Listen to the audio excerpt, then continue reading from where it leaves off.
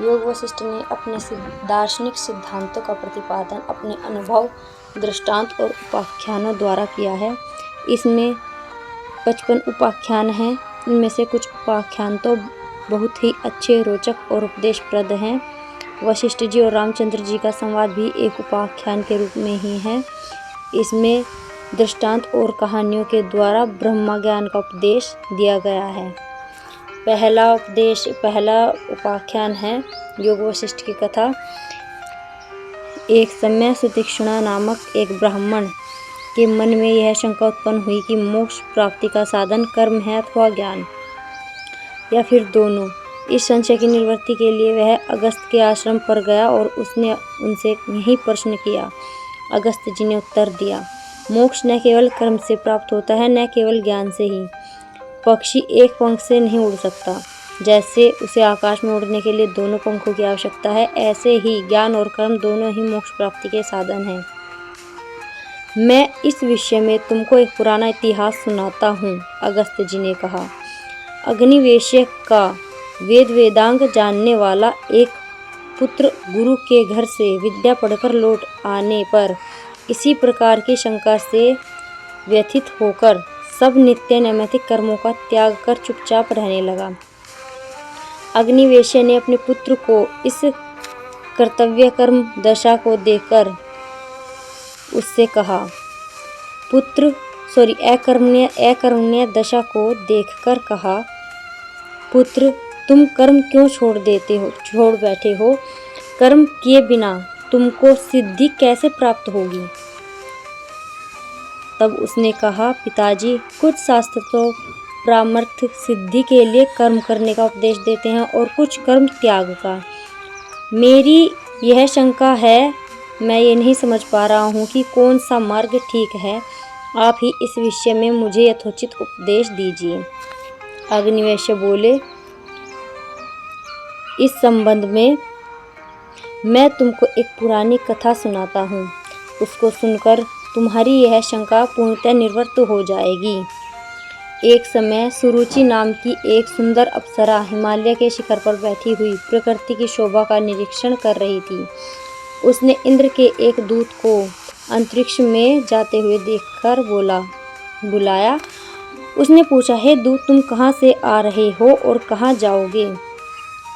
दूत ने उत्तर दिया, हे सुभगे, भूलोक में अरिष्टनेमि नामक का एक राजा था। उसने अपने पुत्र को राज्य देकर अपने भविष्य कल्याण के लिए गंधमादन पर्वत पर घोर तपस्या करना आरंभ कर दिया है। मेरे स्वामी इंद्र को जब यह मालूम हुआ तो उन्होंने अपने दूतों को भेजकर उनको बड़े आदर और सत्कार के साथ अपने यहाँ बुलवा लिया और स्वर्ग में रहने के लिए उनको निमंत्रित किया। राजा ने इंद्र से यह प्रार्थना की कि हे देव, स्वर्ग में वास करने से पहले मैं यह जानना चाहता हूँ कि स्वर्ग में वास करने के गुण और दोष क्या हैं। इंद्र ने कहा, राजन, स्वर्ग में मानव प्रकार के सभी प्रकार के भोग हैं और वे सब अपने अपने शुभ कर्मों के अनुसार ही मिलते हैं। उत्तम कर्म वालों को उत्तम भोग, मध्यम कर्म वालों को मध्यम भोग और कनिष्ठ प्रकार के पुण्य कर्म करने वालों को कनिष्ठ प्रकार के भोग प्राप्त होते हैं। ऊंची श्रेणी के व्यक्तियों को नीची श्रेणी वालों के प्रति अभिमान, नीची श्रेणी वालों को ऊंची श्रेणी वालों के प्रति ईर्ष्या और मन में वेदना होती है। बराबर श्रेणी के व्यक्तियों में एक दूसरे के प्रति स्पर्धा होती है। पूर्वकृत पुण्य कर्मों का फल भोग द्वारा क्षीण हो जाने पर स्वर्गवासियों को फिर मृत्युलोक में वापस जाकर जन्म मरण के चक्र में पड़ना होता है। यह सुनकर राजा ने इंद्र से कहा, देव, इस प्रकार के स्वर्ग में रहने की मेरी इच्छा नहीं है। मुझे आप कृपया गंधमादन पर्वत पर वापस भेज दीजिए। वहीं पर मैं तप करते करते किसी प्रकार की भोगेच्छा न रखते हुए अपने शरीर का त्याग कर दूंगा। हे देवी, इंद्र ने तब मुझसे यह कहा, हे दूत, यह राजश्री तो तत्व ज्ञान का अधिकारी है। इसको वाल्मीकि ऋषि के आश्रम में ले जाओ और इनको आत्मज्ञान का उपदेश देंगे, जिसके श्रवण करने से इनको मोक्ष की प्राप्ति होगी। हे सुरुचि देवराज, इंद्र की यह आज्ञा पाते ही मैं राजा अरिष्टनेमि को वाल्मीकि ऋषि के आश्रम पर ले गया। वहां पर पहुंचकर राजा ने वाल्मीकि को साष्टांग प्रणाम करके उनसे यह प्रश्न किया, हे ऋषि, कृपया मुझे वह मार्ग बतलाइए जिसके द्वारा मैं संसार के बंधन और दुखों से निवृत्त हो जाऊं। ऋषि ने कहा, हे राजन, मैं तुमको मोक्ष प्राप्ति का वह सारा उपदेश सुनाता हूँ जो कि किसी समय पर वशिष्ठ ऋषि ने अपने शिष्य श्री रामचंद्र को दिया था। उसको सुनकर तुम आत्मबोध हो जाओगे, तुम जीवन मुक्त हो जाओगे। इस मोक्ष उपाय नामक वशिष्ठ राम संवाद का मैंने बहुत दिन से संग्रह किया था। इसकी रचना करने पर मैंने इसे अपने विनीत शिष्य भारद्वाज को सुनाया था। भारद्वाज इसको सुनकर बहुत ही प्रसन्न हुए और ब्रह्मा जी के पास जाकर उन्होंने इसे ब्रह्मा जी को सुनाया। ब्रह्मा जी इसे सुनकर अत्यंत प्रसन्न हुए और उन्होंने यह आशीर्वचन किया कि श्री वाल्मीकि जी ने संसार के उपकार के लिए यह ऐसा उत्तम ग्रंथ बनाया है कि इसके श्रवण मात्र से ही मनुष्य भवसागर से सहज पार हो जाएंगे। राजन, वही ग्रंथ मैं तुमको अब तुम्हारे हित के लिए सुनाता हूँ। दूत ने सुरुचि को यह सारी कथा सुनाई जो कि उसने वाल्मीकि ऋषि के मुंह से सुनी थी। अब आता है वशिष्ठ और राम संवाद की कथा। अरिष्टनेमि जी ने वाल्मीकि जी से पूछा, हे भगवान, राम कौन थे? उनको वशिष्ठ जी ने क्यों और क्या उपदेश दिया?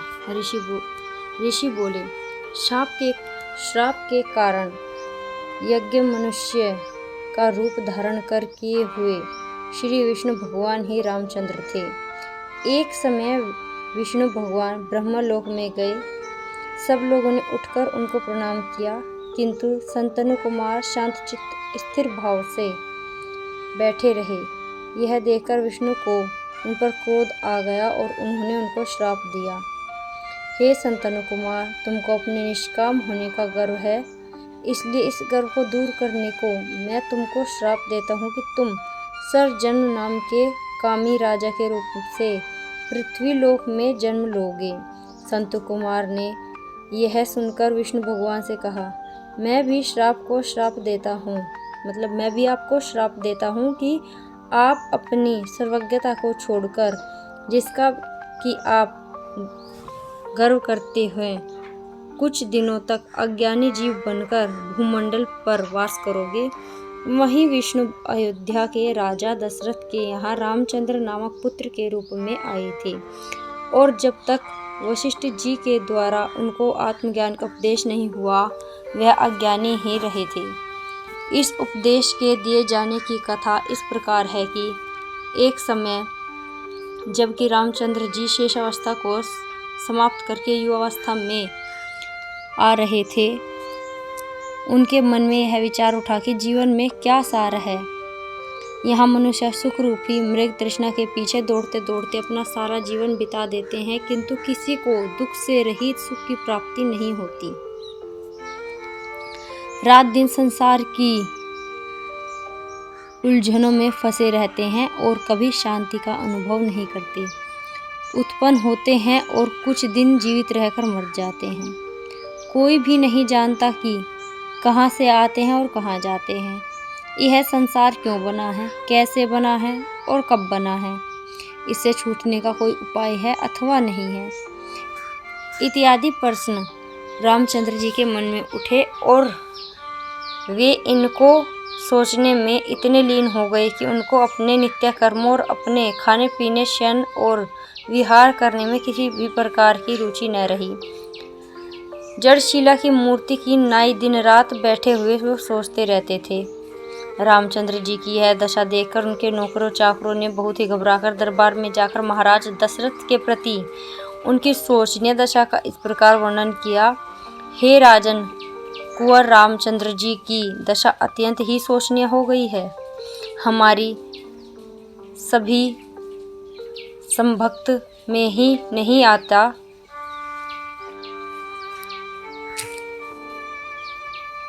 हमारी समझ में ही नहीं आता कि उन्हें क्या हो गया है।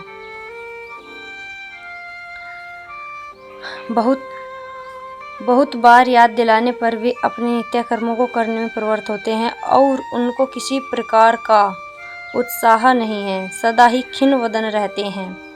स्नान, देवर्चन, दान, भोजन आदि कभी करते हैं, कभी नहीं करते हैं। जरा जरा सी बातों पर उनको क्रोध आ जाता है, क्योंकि जो कुछ भी उनको करना पड़ता है वे मन से नहीं करती।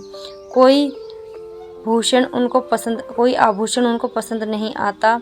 जो युवतियाँ उनको प्रसन्न करने के लिए उनके पास छोड़ी गई हैं, उनसे उनको बहुत ही घृणा होती है।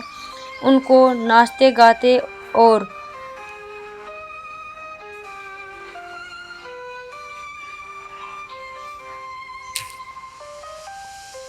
झूले में झूलता देखकर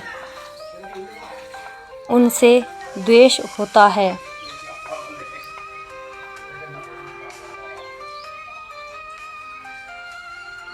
जितने सुंदर और स्वादु और मनोहर पदार्थ हैं उनको देखकर वे नाक चढ़ा लेते हैं, सदा ही मौन रहते हैं, हास प्रहास से चिढ़ते हैं, एकांत पसंद करते हैं। यदि कभी उनको हम बोलते हुए सुनते हैं तो ऐसे शब्द हमारे कानों में पड़ते हैं, संपत्ति से क्या, विपत्ति से क्या, घर बार से क्या, राग रंग से क्या, ये सब क्या है, ये सब कुछ नहीं है, सब व्यर्थ है। किसी वस्तु में परमानंद नहीं मिलता।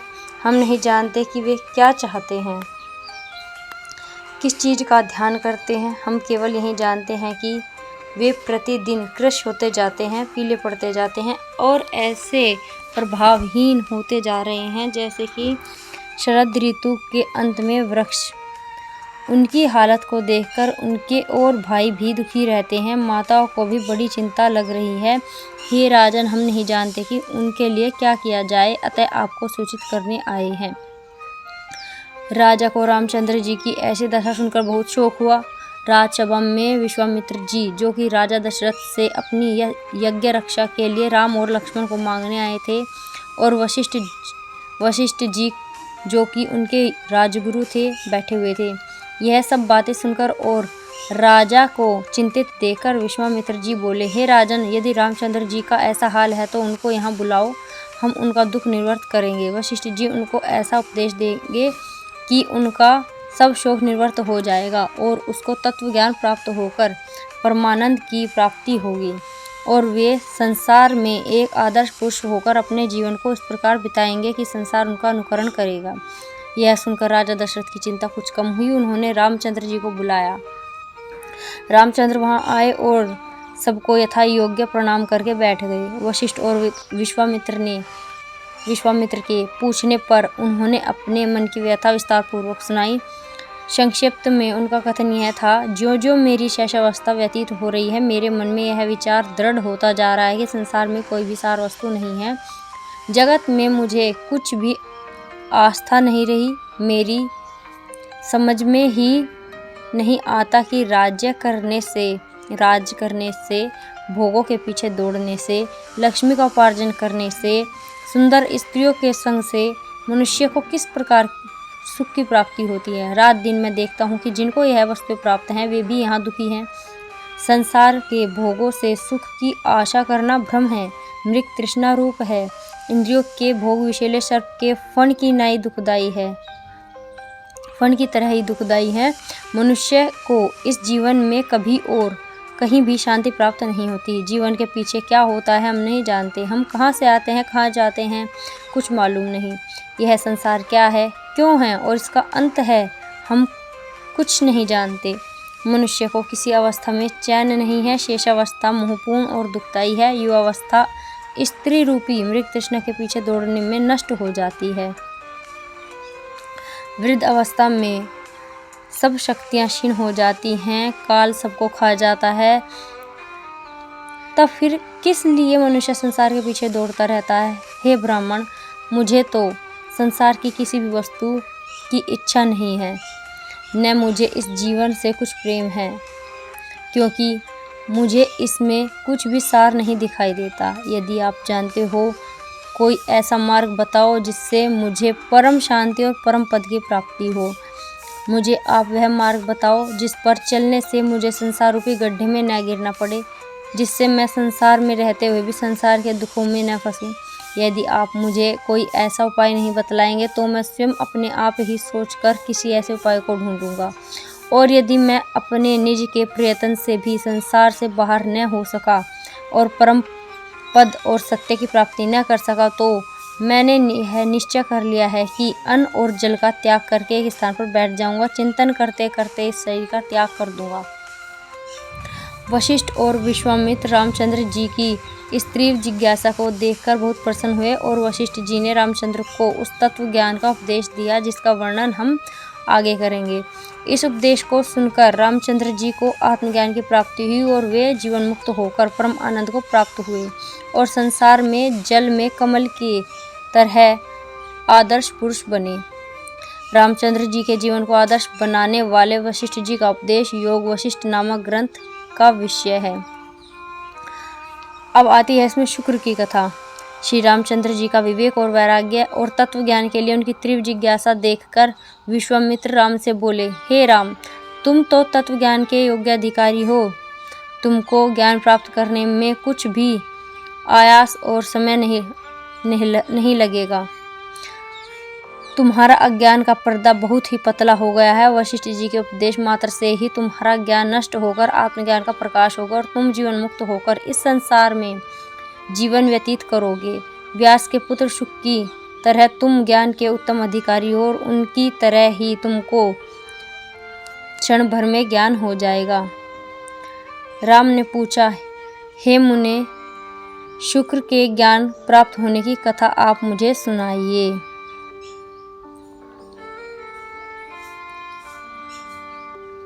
विश्वामित्र बोले, भगवान व्यास के पुत्र शुक्र सब शास्त्रों में निपुण थे। एक समय उनके मन में यह विचार आया कि मैंने सब कुछ पढ़ लिया, किंतु अभी तक मुझे न परमपद का ही अनुभव हुआ और न ही मालूम हुआ कि संसार कैसे उत्पन्न हुआ है और कैसे इसकी निवृत्ति होगी।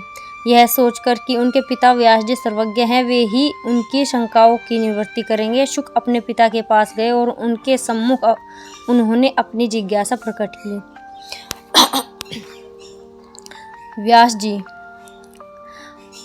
उनके पिता व्यास जी सर्वज्ञ हैं। उनके पिता व्यास जी ने उनको कहा, पुत्र, मैं सर्व तत्वज्ञ नहीं हूँ। राजा जनक सर्व तत्वज्ञ है। तुम उनके पास जाओ, वे ही तुम्हारी शंकाओं की निवृत्ति करेंगे। शुकदेव जी पिता की आज्ञा पर पाकर मिथिला नगरी पहुँचे और राजा जनक के द्वार पर आकर उन्होंने द्वारपाल से कहा, राजा से मिलने का आशय प्रकट किया। द्वारपाल ने जाकर राजा से कहा कि द्वार पर शुकदेव जी खड़े हैं और आपसे मिलना चाहते हैं। जनक समझ गए कि शुकदेव जी तत्व ज्ञान प्राप्त करने के निमित्त आए हैं। कुछ सोचकर उन्होंने कहा, खड़े रहने दो। शुकदेव जी 7 दिन तक द्वार पर ही खड़े रहे। 8वें दिन राजा ने पूछा, शुकदेव जी खड़े हैं या चले गए?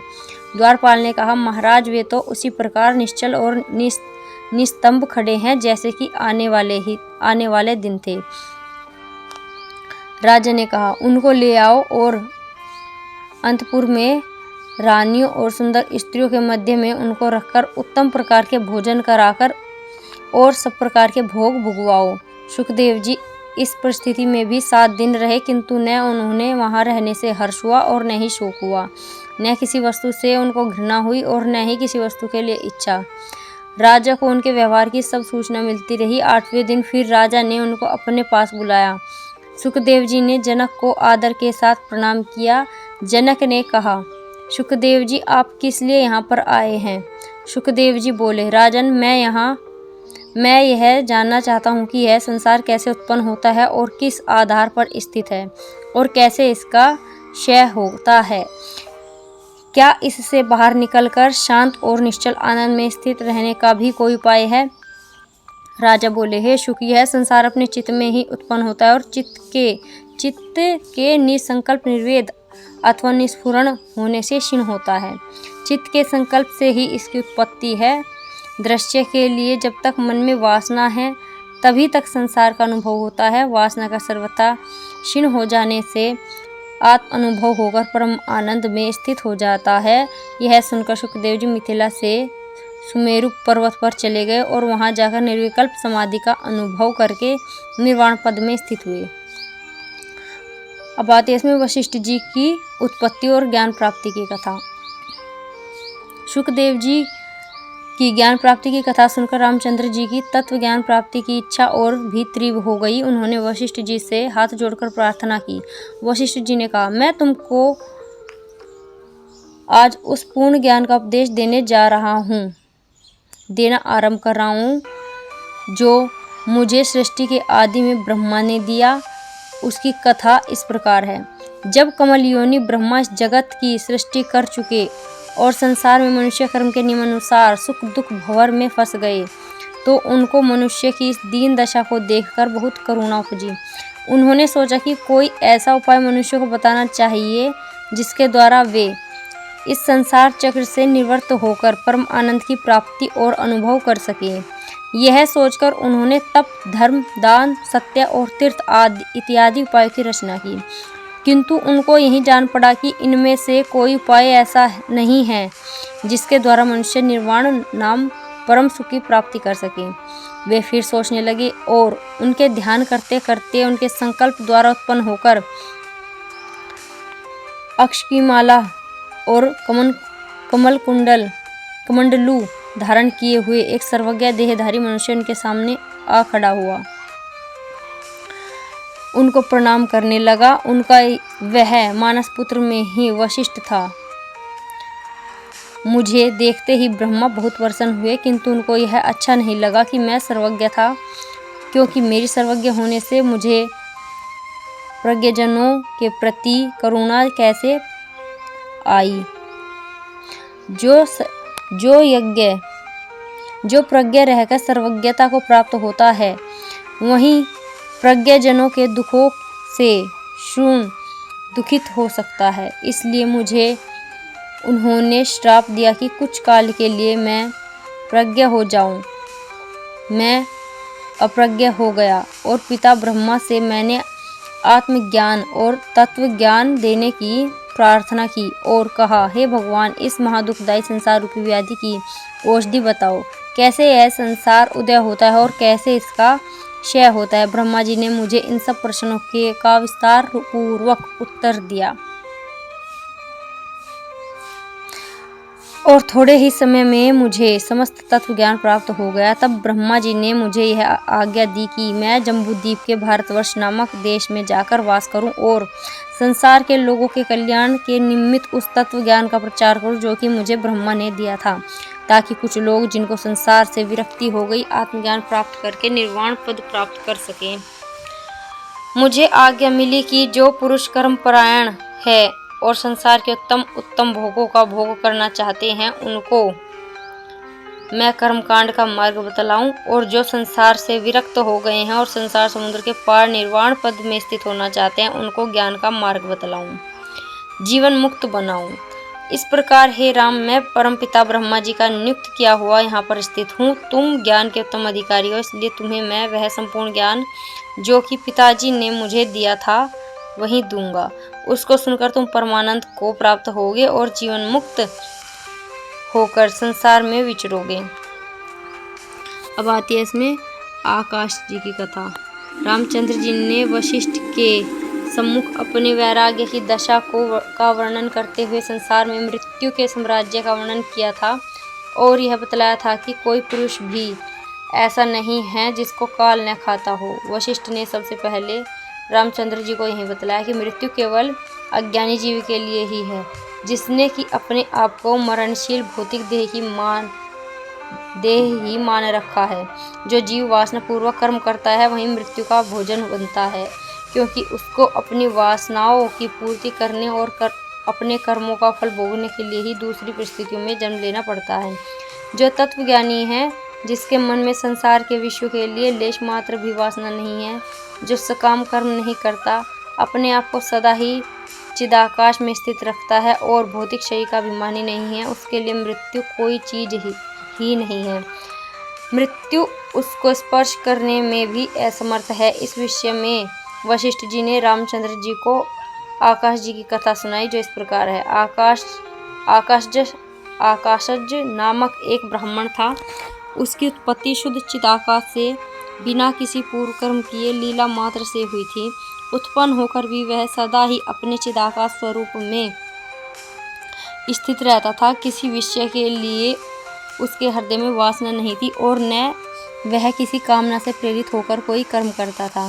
इस प्रकार का जीवन बिताते हुए उसको जब बहुत समय हो गया तो मृत्यु का ख्याल आया कि यह ब्राह्मण बहुत समय से जीवित है, अभी तक मरा नहीं, इसको अब मारना चाहिए। मृत्यु ने उसको मारने का बार बार प्रयत्न किया किंतु वह असफल रहा। अपने को नित्य के धर्म का पालन करने में इतना असमर्थ पाकर मौत को आश्चर्य, खेद और क्रोध सभी कुछ हुआ। जब अपनी असफलता का कारण मृत्यु की समझ में नहीं आया तो वह अपने स्वामी यमराज के पास गया और उनके प्रति अपने विस्मय और अपनी असफलता का हाल बताया। उसको सुनकर यमराज बोले, हे मौत, हे मृत्यु, तू तो निमित्त मात्र है, तू किसी को नहीं मार सकती, केवल प्राणियों के कर्म ही उनको मारते हैं। जिसने वासनात्मक कर्म किए हैं वही तुम्हारा शिकार हो सकता है। जाओ आकाशज ब्राह्मण के कर्मों की तलाश करो।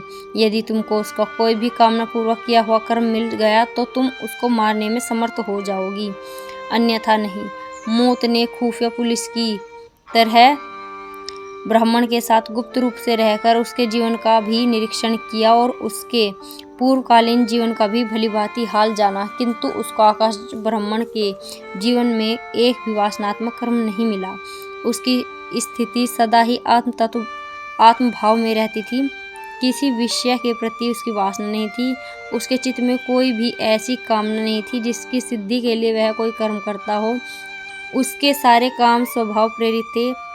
वह संसार की किसी वस्तु और प्राणी को भी अपने से भिन्न और बाहर नहीं समझता था। उसको क्षणभंगुर देह और मन के साथ आत्म तत्व का अभिमान नहीं होता था। अब मृत्यु की समझ में नहीं आया कि आकाश का जीवन क्यों उसके काबू से बाहर है। वह यमराज के पास गई और उसने कहा, आप कहते थे जो ठीक निकला। मैं किसी को नहीं मारती, प्राणियों के कर्म ही उनको मारते हैं।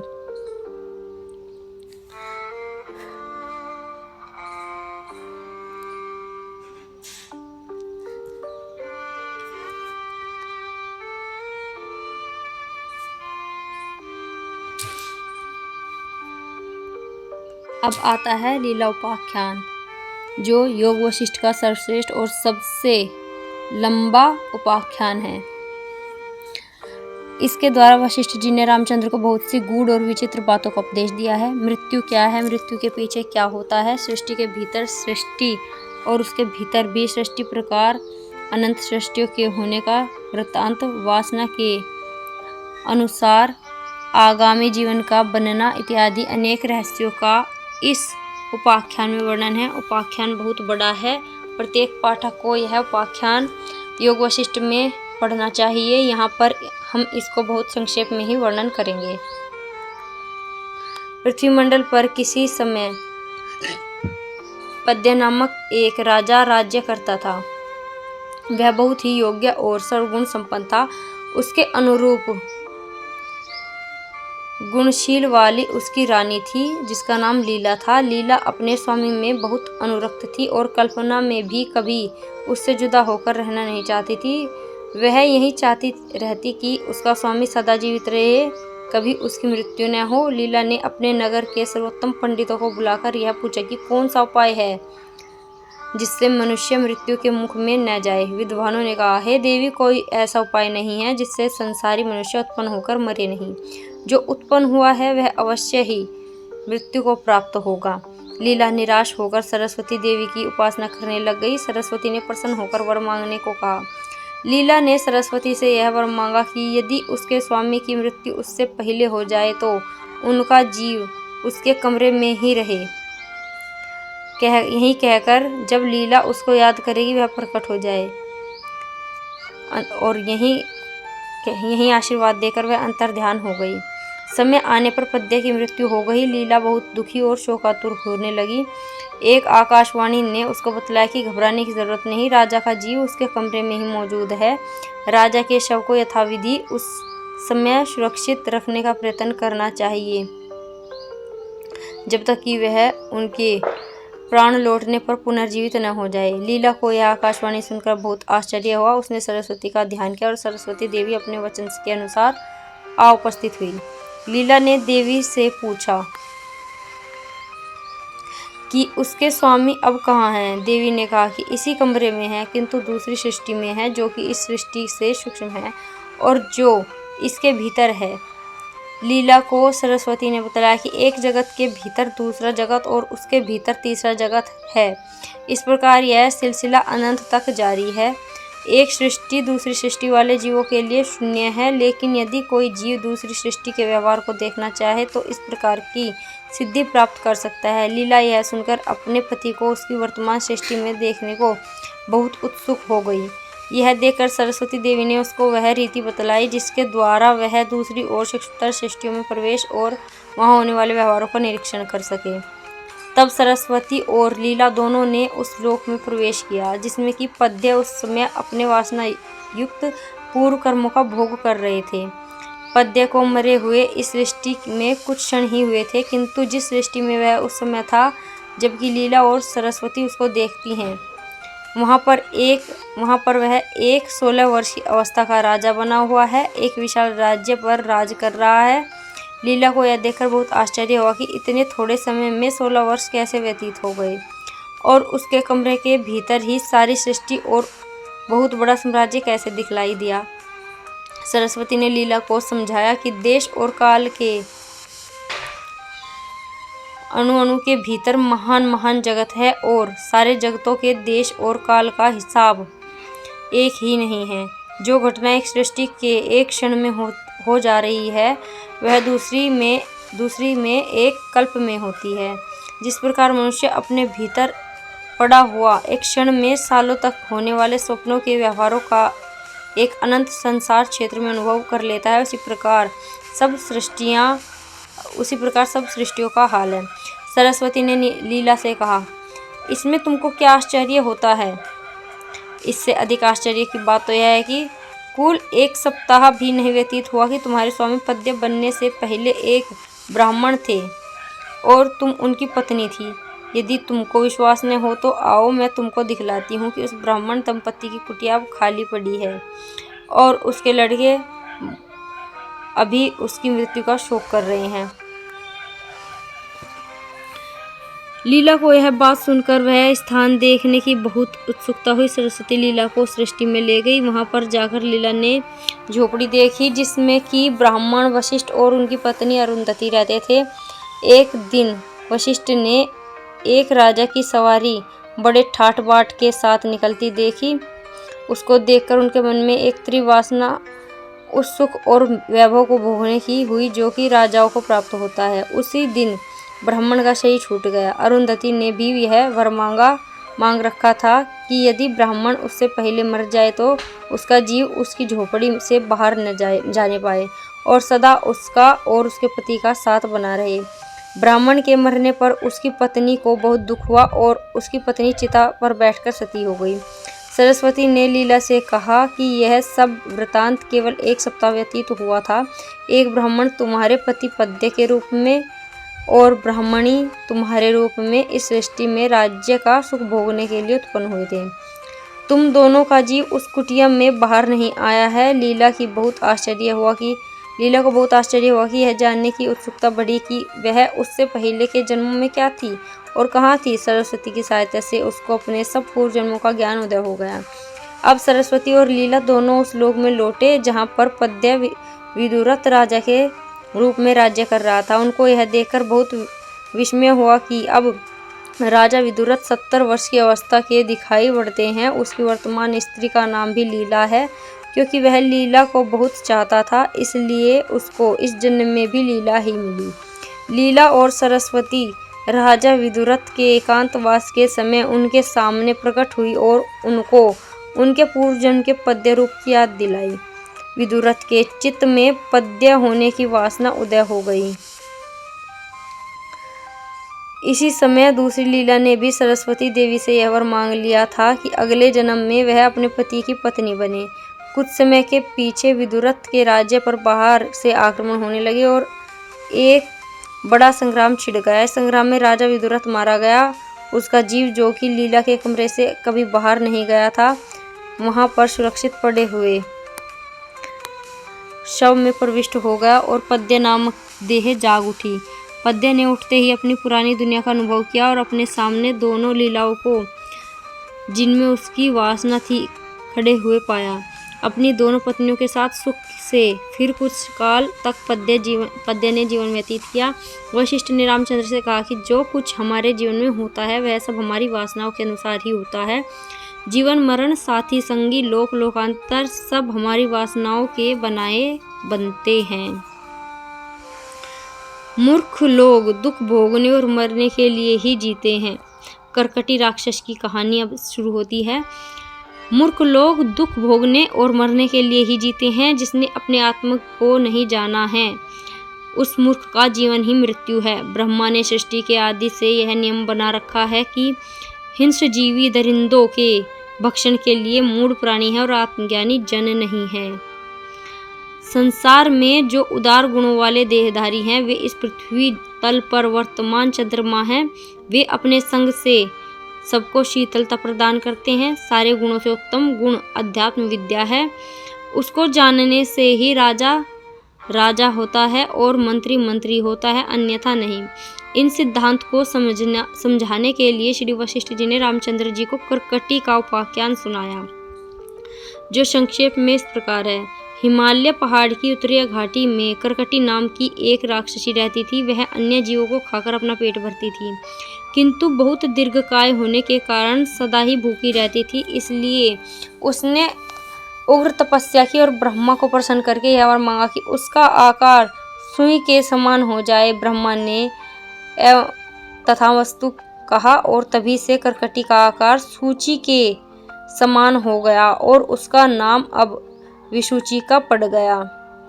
उसने अब विसूचिका रूप से बहुत से जीवों का हनन किया, किंतु उसको यह कहकर यह पछतावा होता था कि बहुत बड़े बड़े जंतुओं को मारने पर भी उसके शरीर में केवल एक छोटी सी बूंद खून जाती है। उसने फिर तपस्या की और ब्रह्मा को प्रसन्न करके यह वर मांगा, उसका शरीर फिर उतना ही बड़ा हो जाए जितना कि पहले था। ब्रह्मा ने यह वर देने से पहले उसे यह वादा करा लिया कि वह केवल मूढ़ जीवों को ही मार अपना पेट भरेगी, ज्ञानी को कुछ नहीं कहेगी। करकटी ने यह मालूम करने के लिए कि कौन जीव मूढ़ है और कौन ज्ञानी, प्रश्नों की एक सूची तैयार की। जो जीव उसे मिलता उसी से वह प्रश्न करती। उत्तर न पाने पर वह उसका भक्षण कर जाती। ऐसा करते करते जब उसको कुछ समय हो गया तो एक दिन उसको एक वन में सैर करता हुआ एक किरात राजा दिखाई पड़ा। वह दौड़कर राजा के पास आई और उसने उससे अपने सभी प्रश्न पूछे। राजा ब्रह्मज्ञानी था। उसने उसके सब प्रश्नों का संतोषजनक और यथोचित उत्तर दिया।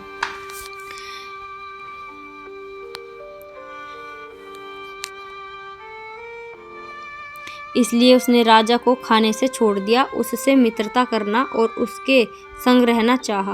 राजा की आज्ञा से उसने अपना कुरूप वेश त्याग कर सुंदर शरीर धारण किया और सुंदर वस्त्र और आभूषणों से अलंकृत होकर वह राजमहल में रहने लगी। राजा के राज्य में जो लोग पाप और अधर्म करते थे और जिनको राज दरबार से मृत्युदंड मिलता था, वे उसको खाने के लिए दिए जाते थे। इस प्रकार वह कुछ दिन शांति से जीवन बिताकर उत्तम गति को प्राप्त हुई। अब आती है इसमें इंदु ब्राह्मण के लड़कों की कथा। जीव केवल संकल्प में है। जो संकल्प इसके हृदय में दृढ़ हो जाता है वह ही ब्रह्मा आकार धारण कर लेता है। संकल्प में चित्त जिस प्रकार के जगत की कल्पना करता है वैसा ही समस्त जगत उसके क्षण में निर्मित हो जाता है। सामने सारा ब्रह्मांड मन की ही कल्पना है और प्रत्येक मन में जगत के रचने की सामर्थ्य है। इस सिद्धांत का प्रतिपादन करते हुए वशिष्ठ जी ने रामचंद्र जी को ब्रह्मा के मुख द्वारा सुनी हुई इंदु ब्राह्मण के लड़कों की कथा सुनाई, जो संक्षेप में इस प्रकार है। एक समय की बात है, जगत सृष्टा ब्रह्मा अपनी महाप्रलय की निद्रा से जागकर जब नई सृष्टि की रचना करने को ही थे तो उनको मालूम पड़ा कि सृष्टि तो पहले से ही रची हुई है। उनको बहुत ही आश्चर्य हुआ। जो सृष्टि उनको दिखाई पड़ी उसके सूर्य से उन्होंने पूछा कि यह सृष्टि मेरे रचने से पहले ही कहाँ से आ गई। सूर्य ने कहा, हे देव, एक ही सृष्टि नहीं है, ऐसी ऐसी 10 सृष्टियां आपके रचे बिना ही रची गई हैं। ब्रह्मा ने विस्मय के साथ पूछा कि इन्हें रचने वाला कौन है। सूर्यदेव ने कहा, भगवान, आपकी पूर्व रचित सृष्टि में कैलाश पर्वत के नीचे जो जम्बू द्वीप, उसमें स्वर्णजट नाम का एक प्रांत है। वहां पर इंदु मूड है।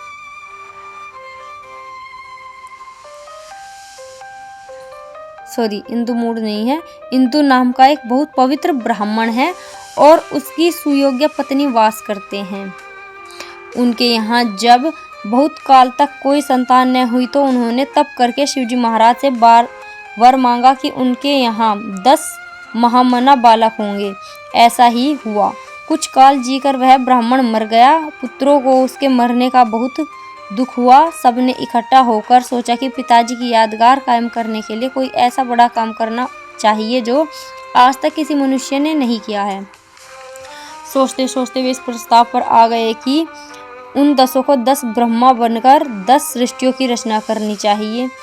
यह धारणा करके वे लोग पद्यासन जमाकर समाधि में बैठ गए और संकल्प करने लगे कि वे ब्रह्मा हैं और सृष्टि की उत्पत्ति कर सकते हैं। यथोचित समय बीतने पर संकल्प दृढ़ हो गया और 10 सृष्टियों की रचना हो गई। यह सृष्टियां तब तक कायम रही जब तक कि उनके संकल्प की शक्ति क्षीण न हुई। अब आती है अहिल्या रानी और उसके प्रियतम इंद्र की कहानी। मन में किसी वस्तु पर स्थिर हो जाने में कितना आनंद है और स्थिर चित्त वाले प्रेमी को शरीर के दुखों का किस प्रकार भान नहीं होता। यह बात अहिल्या और इंद्र की कथा से जाहिर होती है। संक्षेप में ये कथा बताते हैं।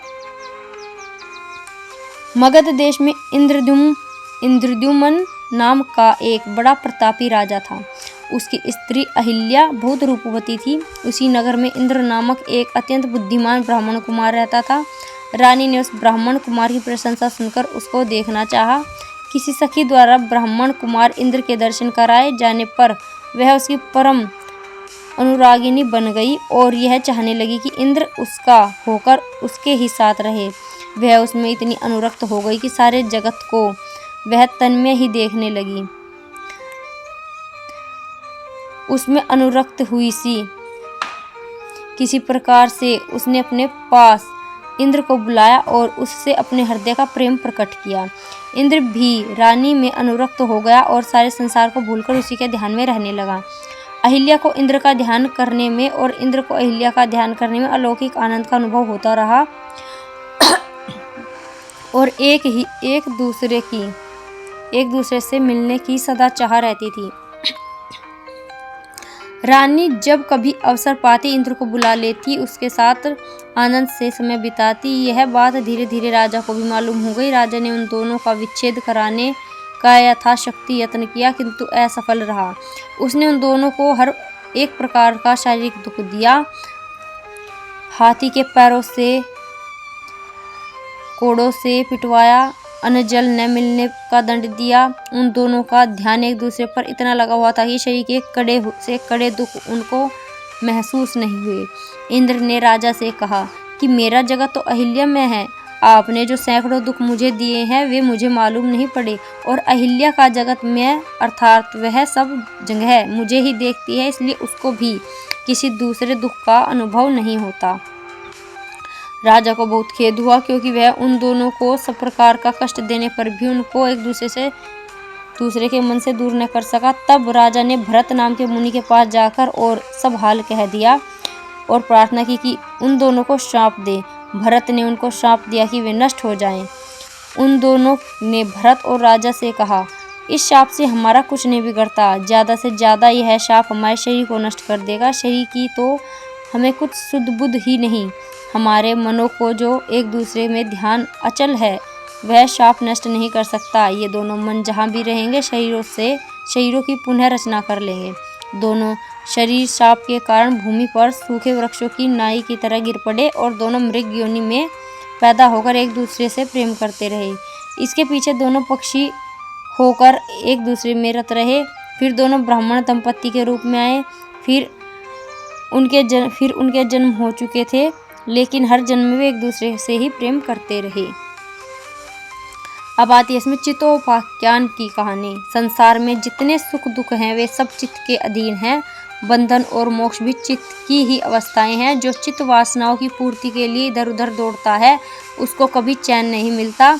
जिसने वासनाओं से निर्मुक्ति पा ली वही चित्त शुद्ध ब्रह्मा बन जाता है और अनुपम परमानंद का अनुभव करता है। इन बातों को समझाते समय वशिष्ठ जी ने रामचंद्र जी को चितोपाख्यान की कहानी सुनाई और कहा, हे राम, एक बहुत बड़ा शांत भयानक वन है। एक समय उसमें विचरते हुए मैंने एक विचित्र पुरुष देखा। वह पुरुष बहुत बड़े शरीर वाला, सहस्त्रों आंखें और हाथों वाला था। उसकी क्रियाएं पागल की क्रियाओं की तरह दिखाई पड़ती थी। वह कभी इधर दौड़ता, कभी उधर दौड़ता, कभी रोता, कभी हंसता, कभी नाचता, कभी शोकातुर होकर गिर पड़ता।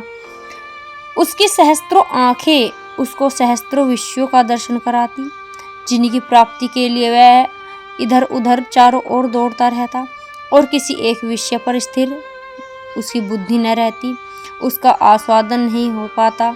किसी विषय की प्राप्ति न होने पर, उस विषय से वह आनंद प्राप्त न होने पर जिसकी वह उस विषय से आशा करता था, इतना क्रुद्ध हो जाता कि वह अपने सहस्त्रों हाथों से अपनी देह को खूब जोर से पीटने लगता। ऐसा करते करते वह इतना भयभीत हो जाता कि वह अपने को सुरक्षित रखने के लिए किसी एकांत और घने कुंज की शरण लेने के लिए उत्सुक होता। किंतु रोते रोते उसकी दृष्टि और विवेक बुद्धि इतनी मंद पड़ जाती थी कि वह अंधे की तरह करंजुए के घने कुंज में प्रवेश करके उसके कांटों से विदीर्ण होता था और चिल्लाने लगता था। उसके शरीर में इतनी वेदनाएं होती थी कि उसको मिटाने के लिए वह एक कुएं में कूद पड़ता। वह कुआं अंधेरे और विषैले जंतुओं से भरा हुआ था और उसमें से नाक को दुख देने वाली दुर्गंध आती थी। रात भर उसमें किसी तरह रहकर प्रातःकाल वह फिर उस कुएं से बाहर निकल आया, अपने बेचैन जीवन का आरंभ करता। घूमते फिरते कभी कभी उसको केले का शीतल और सुगंधित वन मिल जाता, जिससे वह घड़ी दो घड़ी विश्राम और पेट भर लेता। लेकिन वहां पर भी उसको शांति नहीं मिलती थी। वहां से भागकर फिर इधर उधर मारा फिरता। मैंने यह भी विचित्र बात देखी कि मेरे यत्न करने पर भी वह मेरे सम्मुख नहीं होता था। हर समय वह मेरी निगाह से बचकर चलता था। एक समय ऐसा हुआ कि बहुत यत्न करने पर मैंने उसको अपने सामने बुलाया और एक दृष्टि उसके ऊपर डाली। देखते ही देखते उसके सहस्त्र हाथ नेत्र क्षीण होने लगे। थोड़े ही समय में उसका सारा शरीर होकर छिन्न भिन्न हो गया और वह मेरे हृदय में प्रविष्ट होकर शांत हो गया। मैंने तो यह जाना था कि उस वन में ऐसा उन्मत्त पुरुष एक ही था और उसको मेरा दर्शन होते ही मुक्ति मिल गई। लेकिन फिर मुझे ऐसे पुरुष उस वन में बहुत से मिले। जो मेरे सम्मुख आए वे सब शांत हो गए और जिन्होंने मुझसे मुंह छिपाया वे अभी तक उसी प्रकार भ्रमण कर रहे हैं। रामचंद्र जी ने वशिष्ठ जी से पूछा, हे ब्राह्मण, वह वन कहाँ है और वह पुरुष कौन है? वशिष्ठ जी बोले, हे राम जी, वह वन यह संसार है और वह मत पुरुष मन है। सहस्त्र नेत्र और हाथ मन की अनंत वासनाएं हैं। वह अंधकूपग्रस्त है और वह करंजीवे का कुंज नरक है और कदली वन स्वर्ग है। मैं जिसके सम्मुख होता हूँ वह मन शांत और मुक्त हो जाता है। मैं विवेक हूँ। विचार और विवेक द्वारा ही मन अपने भाव को प्राप्त हो जाता है और निर्वाण परम पद की प्राप्ति, परम आनंद की प्राप्ति करता है। अब आता है इसमें बाल आख्यायिका। जो कुछ दृश्य संसार है वह सब केवल दृष्टि मात्र है। कल्पना और भ्रम से अधिक इसकी सत्ता नहीं है। शून्य ब्रह्मा की भित्ति पर मन रूपी चित्रकार ने ये सब चित्र बना रखे हैं। मन की कल्पना के अतिरिक्त इसमें कुछ भी सार नहीं है। जिस प्रकार स्वप्न में रचे हुए जगत में कल्पना के सिवाय और कुछ भी नहीं है, उसी प्रकार ही इस संसार की स्थिति है, जो वस्तुतः तो जगत है ही नहीं। मन ने अपने भीतर ही इसकी कल्पना कर रखी है और उस कल्पना के वश होकर वह अपने आप को इतना भूल गया कि उसको दृश्य पदार्थ ही सार और वास्तविक जान पड़ते हैं। यह ऐसे ही होता है जैसे कि कोई बालक सर्वथा मिथ्या कहानी को सुनकर उसको सच समझकर उसमें सुख और दुख का अनुभव करने लगता है। इस विषय को समझाने के लिए वशिष्ठ ने रामचंद्र जी को वह एक कहानी सुनाई जो किसी दाई ने एक बालक को सुनाई थी और बालक ने उसको सच्ची बात मान ली थी। वो कहानी इस प्रकार है। एक शून्य नाम का नगर था। उसमें 3 राजपुत्र रहते थे, जिनमें से 2 तो अभी पैदा ही नहीं हुए थे और एक गर्भ में ही आया था। वे विपत्ति में पड़ने के कारण दुखी होकर सोचने लगे और उन्होंने यह निश्चय किया कि बाहर जाकर धनोपार्जन किया जाए। बाहर जाकर मार्ग में उनको बहुत कष्ट हुआ और मार्ग में चलते चलते थककर भूख और प्यास से तंग होकर वे तीनों एक वृक्ष के कुंज की छाया में जाकर बैठे। वे तीनों वृक्ष ऐसे थे जिनमें से 2 तो उपजे ही नहीं थे और एक का बीज ही नहीं बोया गया था। वहाँ पर बैठकर उन्होंने विश्राम किया और अमृत के समान सुस्वाद फलों का भक्षण किया। थोड़ी देर बाद वहाँ से उठकर वे आगे बढ़े और बहुत सुंदर निर्मल और शीतल जल वाली 3 नदियाँ उन्हें दिखाई पड़ी। वे नदियाँ ऐसी थी, 2 तो जल रही थी और एक सूख गई थी। तीनों ने उन नदियों में बड़े आनंद के साथ स्नान क्रीड़ा की और जल पिया। फिर चलते चलते जब सायंकाल हो गई तो उनको एक भविष्य नगर दिखाई पड़ा। उन्होंने उसमें प्रवेश किया और उनको रहने के लिए उस नगर में 3 मकान मिले, जिनमें से 2 तो अभी बने ही नहीं थे और तीसरे में एक भी दीवार नहीं थी। वहाँ रहकर उन्होंने 3 ब्राह्मणों को निमंत्रण दिया, जिनमें से 2 के तो शरीर ही न थे और तीसरे के मुंह ही नहीं था। उन्होंने 3 थालियों में भोजन किया, जिसमें से 2 में तो तली ही नहीं थी और तीसरी चूर्ण रूप थी। उस भविष्य नगर में वे तीनों बालक आनंदपूर्वक अपना जीवन बिता रहे थे। यह कहानी सुनकर वशिष्ठ जी ने रामचंद्र जी से कहा कि यह संसार भी इस कहानी की तरह है, केवल कल्पनाकार ही इसकी स्थिति है, सार वस्तु जो कि कल्पित नहीं, इसमें कुछ नहीं है। अब आते हैं इंद्रजालोपाख्यान। इंद्रजालोपाख्यान में योग वशिष्ठ के सर्वश्रेष्ठ उपाख्यानों में से एक है।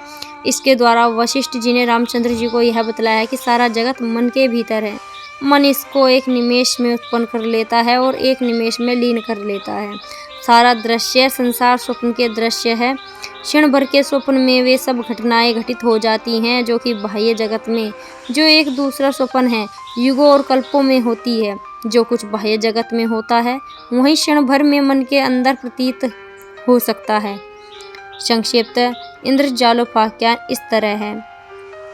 इस पृथ्वी तल पर उत्तर पांडव नाम का एक देश था। उस पर लवण नाम का एक बड़ा धर्मात्मा और प्रतापी राजा रहता था। एक समय जब कि राजा अपने दरबार में बैठे हुए थे, वहाँ पर एक इंद्र जाली बाजीगर आया और राजा को यथोचित प्रणाम करके बैठ गया। राजा ने उसको अपना कौतुक दिखाने की आज्ञा दी।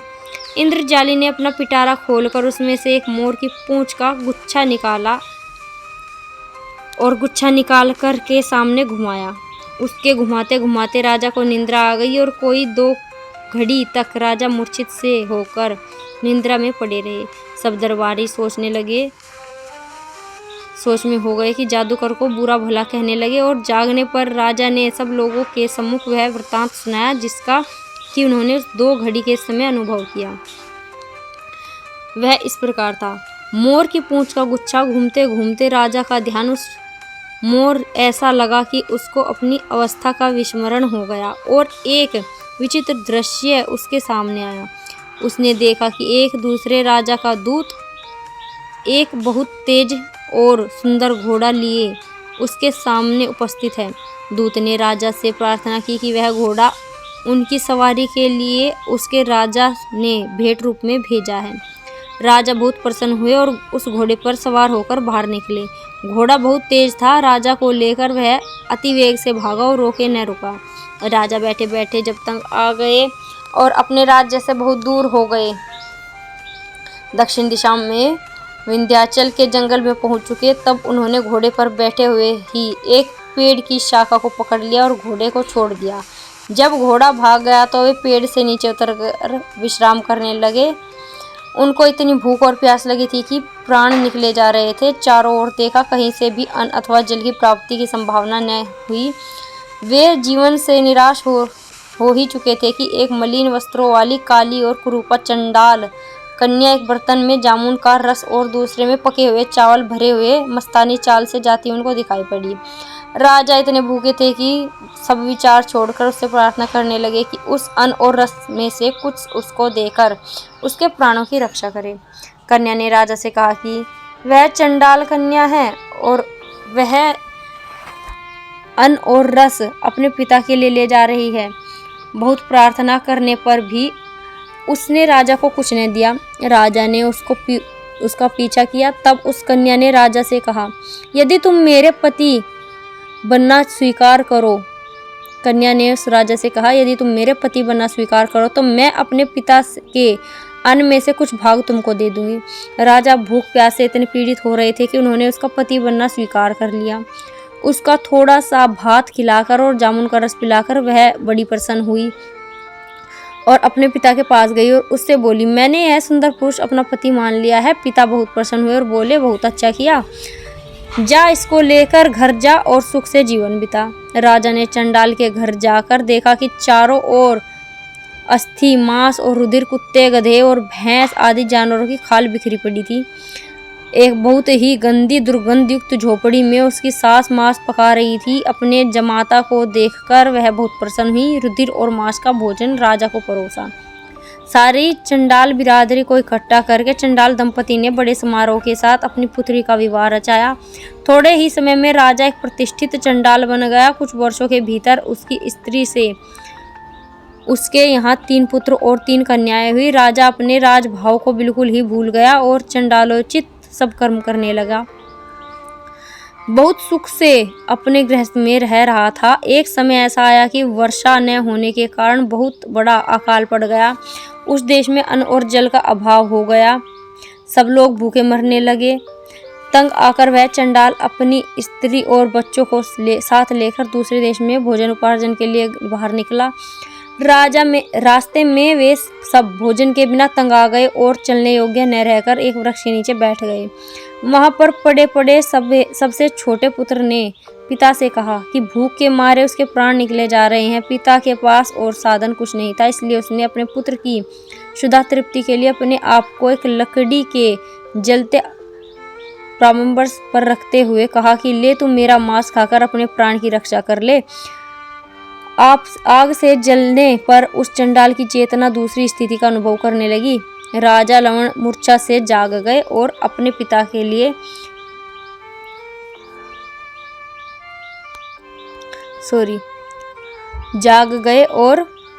अपने आप को उन्होंने राजा के रूप में सिंहासन पर बैठा हुआ पाया।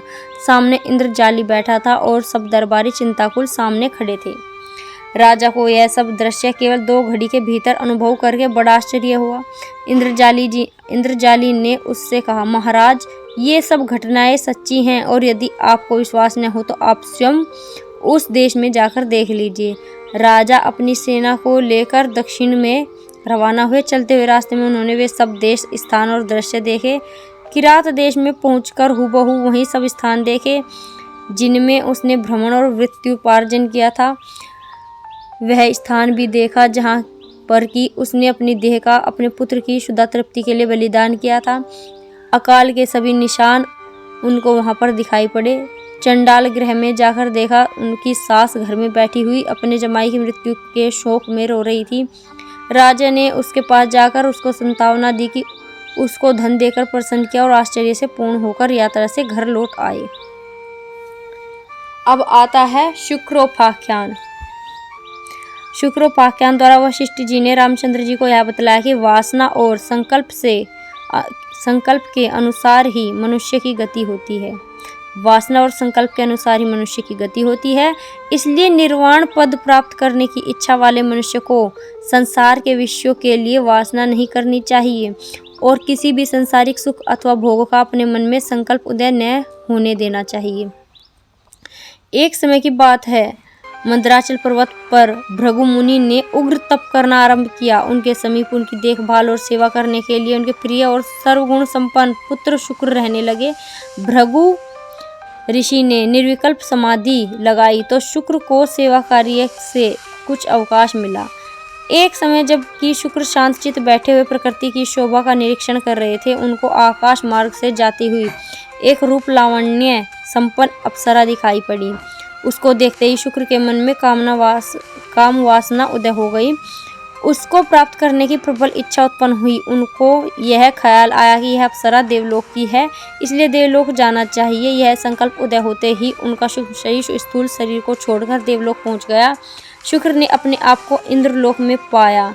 वहां पर चारों ओर ऐश्वर्य और भोग, सौंदर्य और आनंद का साम्राज्य दिखाई पड़ता था।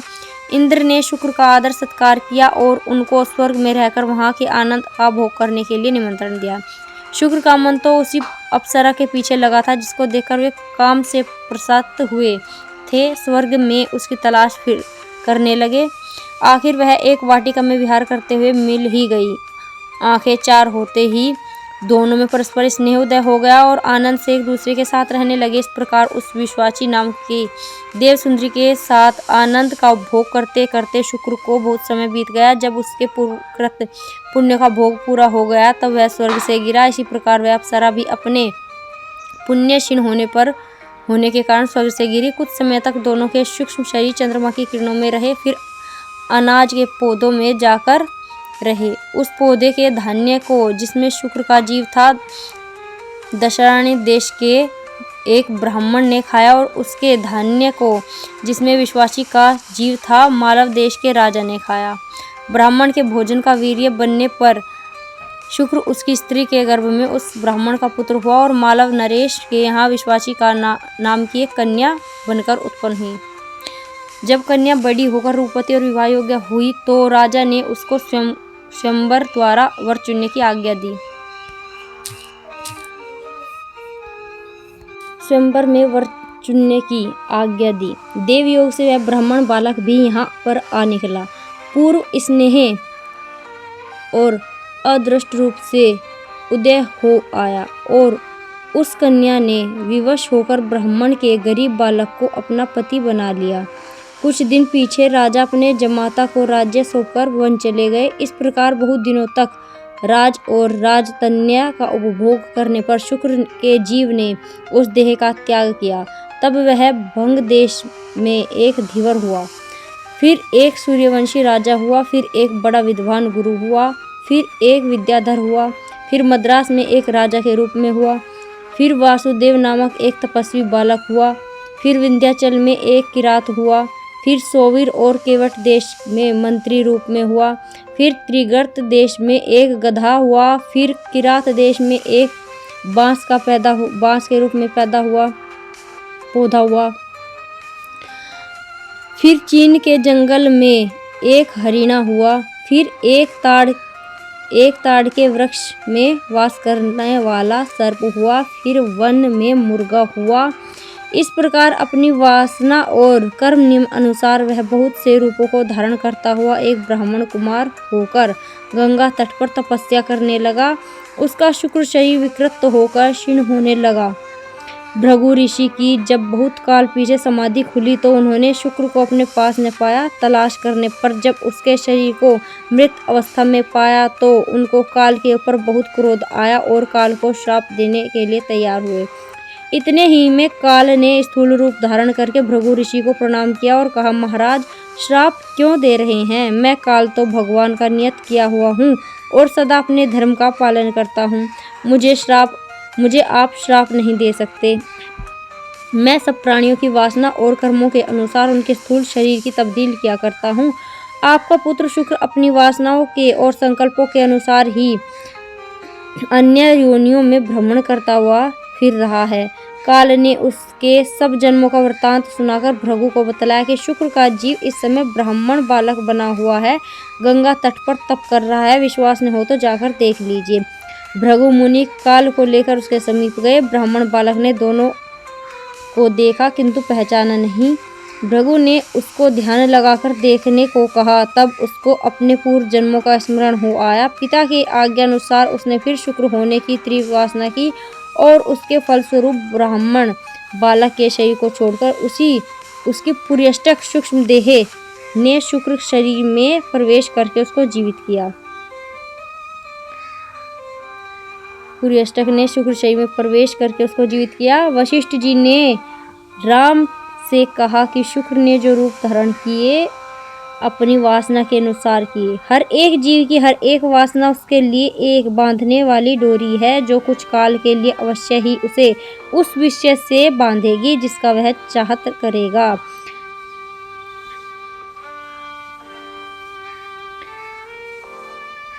किसी उर्दू कवि ने ठीक कहा है, आरजुए दीदे जानम बंजम में लाई मुक्ते मुझे। अर्जुए दीदे जानम बंजम से भी ले चली। प्रिय वस्तु के दर्शन की अभिलाषा ही मुझे संसार में लाती है और वही मुझे संसार से ले जाती है। इसका अर्थ ये है।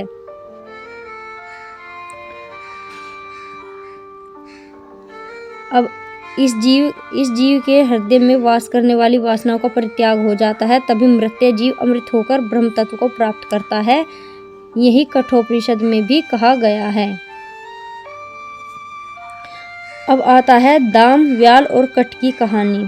दाम व्याल और कट की कहानी सुनाकर वशिष्ठ जी ने रामचंद्र जी को यह उपदेश दिया कि मनुष्य को सब प्रकार की सिद्धि और विजय प्राप्त करने का एक ही उपाय है और वह है अहम भाव युक्त पुरुषार्थ।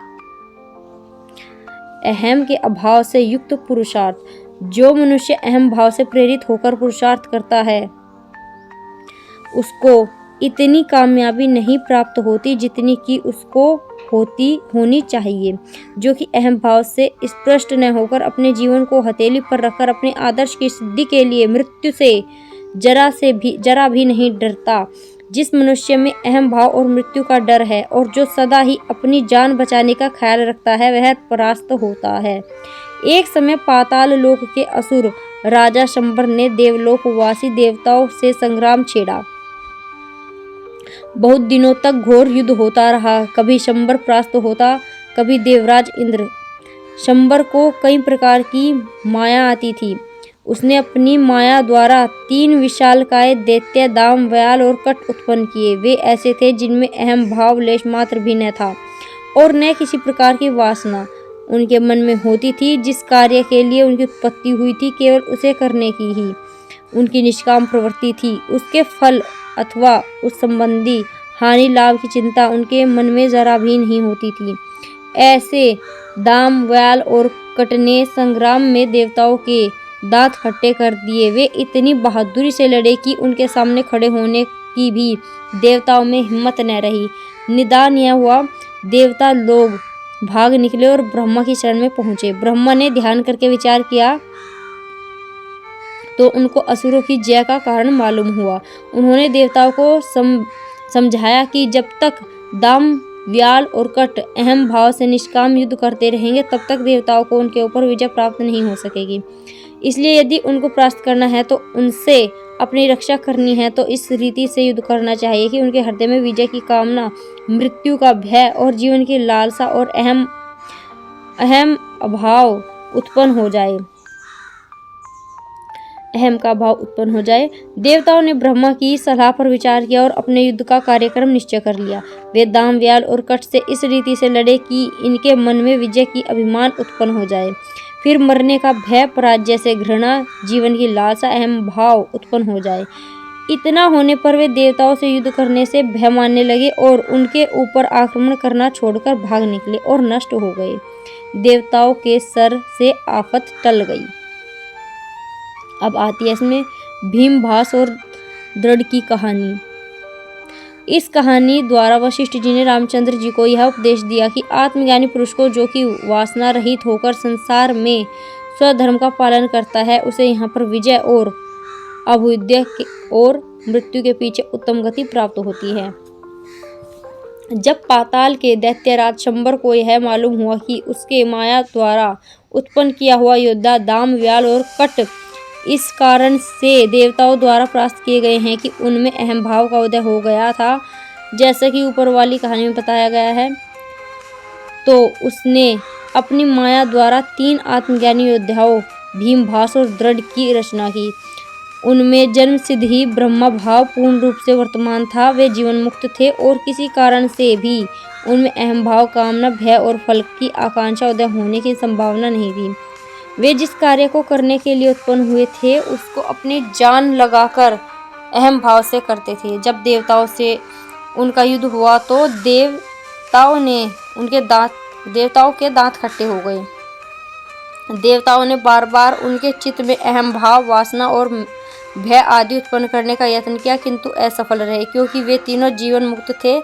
स्वधर्म पर दृढ़ रहना ही उनका काम था। जब देवताओं का कोई बस न चला तो वे विष्णु भगवान की शरण में पहुंचे। विष्णु भगवान ने ध्यान करके देखा तो उनको मालूम हुआ कि भीमबास और दृढ़ को मारना अथवा परास्त करना देवताओं के वश के बाहर की बात है। इसलिए वे स्वयं अपना सुदर्शन चक्र लेकर युद्ध स्थान पर गए और उन तीनों को मारकर उनको अपने लोक में स्थान दिया, देवताओं को भय और दैत्य आक्रमण से मुक्त किया। अब आता है इसमें दाशुरोपाख्यान। मगध देश में शरलोमा नामक का एक मुनि रहता था। उसका एकमात्र पुत्र दुशूर अपने पिता को बहुत प्यार करता था। समय आने पर जब शरलोमा की मृत्यु हो गई तो दुशूर को अत्यंत शोक हुआ और वह अधीर होकर रोने लगा। उसका तीव्र दुख देखकर एक वन देवी को बहुत करुणा आई और वह उसके समीप जाकर अदृश्य रूप से उसको समझाने लगी। हे साधो, तू क्यों शोक करता है? क्या तेरे लिए कोई ऐसी घटना हो गई जो दूसरों के लिए नहीं होती? संसार का यह अटल नियम है कि यहाँ पर जो पैदा होता है कुछ दिन जीकर मर जाता है। ब्रह्मा तक को भी एक दिन नाश होना ही प्राप्त है, तब फिर किसी के मरने पर शोक क्यों किया जाए? रोना तो बच्चों का काम है जिनको संसार के अटल नियमों का ज्ञान नहीं है। तुम तो बच्चे नहीं हो, उठो और अपने जीवन के ध्येय की प्राप्ति में लग जाओ। दाशूर को होश आया और उसने विचार किया कि पिता के मरने पर शोक करना व्यर्थ है। शोक करने से पिताजी जीवित नहीं हो सकते। अब अपने जीवन को सुधारना चाहिए। यह सोचकर उसने तप करने का निश्चय किया। तप करने के लिए उसने एक अत्यंत पवित्र स्थान की खोज करनी शुरू की, लेकिन उसको कहीं पर भी कोई पवित्र स्थान न मिला। अंत में उसकी समझ में यह आया कि यदि वह किसी प्रकार किसी वृक्ष की फुंगल अग्रभाग पर स्थिर रह सके तो वह सबसे शुद्ध स्थान तप करने का होगा। यह इच्छा अपने मन में रखकर उसने कुछ लकड़ियां एकत्रित करके आग जलाई और अपना मांस काट कर अग्नि देवता को बलि देना आरंभ कर दिया। ब्राह्मण के मांस की बलि भाग आग में पड़ते ही अग्नि देवता को बहुत दुख हुआ और वे ब्राह्मण के सामने प्रत्यक्ष रूप से प्रकट हो गए और उससे वर मांगने को कहा। दाशूर ने अपनी इच्छा प्रकट की कि अग्निदेव ने वर दिया कि उनको वहां पर खड़े हुए कदम्ब वृक्ष की शाखा के अग्रभाग रहने की शक्ति प्राप्त हो। दाशूर उस कदम वृक्ष पर रहकर तप और यज्ञ करने लगे। उनके सब यज्ञ और तप मानसिक थे। मन द्वारा उन्होंने विधिपूर्वक वैदिक रीति से अश्वमेध, नरमेध, गोमेध आदि बड़े बड़े यज्ञ की समाप्ति की। बहुत दिनों तक तप और यज्ञ करने से भी उनको आत्मज्ञान प्राप्त नहीं हुआ, क्योंकि आत्मज्ञान तो केवल विचार से ही उत्पन्न होता है, तप और यज्ञ द्वारा नहीं प्राप्त होता। हाँ, इतना हुआ कि निष्काम तप और यज्ञों के करने से दाशूर का अंतःकरण इतना पवित्र हो गया कि वह अब आत्मा के स्वरूप का विचार करने योग्य हो गया। विचार करने से उसको आत्मज्ञान हो गया और वह जीवन मुक्त होकर आनंद से उस वन में रहने लगा। अब उसको किसी प्रकार का शोक और मोह नहीं रहा। एक समय उसके सामने एक वन देवी आकर रोने लगी। हे मुने, आपको सब प्रकार की सिद्धियां प्राप्त हैं, आप मेरे शोक को दूर कीजिए। चैत्र शुक्ल पक्ष की त्रयोदशी को इंद्र के नंदन वन में कामदेव का उत्सव मनाने के लिए सब देवियां एकत्रित हुई थी। सबके साथ उनकी संतानों को देखकर मुझे दुख हुआ कि मेरे अभी तक कोई पुत्र नहीं है। तब से यह बात मेरे मन में बहुत खटक रही है। हे मुने, आप मेरे शोक को दूर करो और मुझे पुत्र प्रदान करो। यदि ऐसा नहीं करोगे तो मैं अग्नि में प्रवेश कर जाऊंगी। दाशूर को उस वन देवी पर दया आई और उन्होंने उसको एक पुष्प देकर कहा, जाओ, 1 महीने के पीछे तुम्हारे गर्भ में एक पुत्र होगा। लेकिन चूंकि तुमने अग्नि में प्रवेश करने की धमकी दी थी, इसलिए वह पुत्र अज्ञानी होगा। सांसारिक विद्याएं उसको सभी आएगी, परंतु आत्मज्ञान उसे बिना किसी ज्ञानी के उपदेश के नहीं आएगा। प्रसन्नचित्त होकर वह वन देवी घर गई और 1 महीने पश्चात उसको पुत्र उत्पत्ति का आनंद प्राप्त हुआ। माता ने पुत्र का भली भांति पालन पोषण किया और उसे सब प्रकार की विद्याएं दी। जब वह 10 वर्ष का हो गया तो उसको दाशूर मुनि के पास लाकर उसने प्रार्थना की कि वे उसको आत्मज्ञान देकर अपने श्राप को दूर करें। दाशूर ने वन देवी के पुत्र को नाना प्रकार के दृष्टांतों का द्वारा ब्रह्म ज्ञान का उपदेश दिया। वशिष्ठ जी ने रामचंद्र जी से कहा कि एक समय जबकि वे आकाश मार्ग से शुष्क द्वारा गंगा में स्नान करने जा रहे थे, उन्होंने दाशूर मुनि को वन देवी के पुत्र को आत्मज्ञान का बड़े सरल और रोचक उपाय से उपदेश करते हुए सुना था। उस समय दाशूर मुनि उसको यह समझा रहे थे कि सारा जगत संकल्प का प्रसार है, संकल्प ही सारे पदार्थ का उत्पादक है, संकल्प द्वारा ही संसार की रचना होती है और संकल्प से ही क्षीण होने पर संसार का नाश हो जाता है। यह संसार केवल एक संकल्प नगर है जो कि शुद्ध चिदाकाश में उदय होता है और उसी में क्षीण हो जाता है। अब आते हैं इसमें कच्छ गीता की कहानी।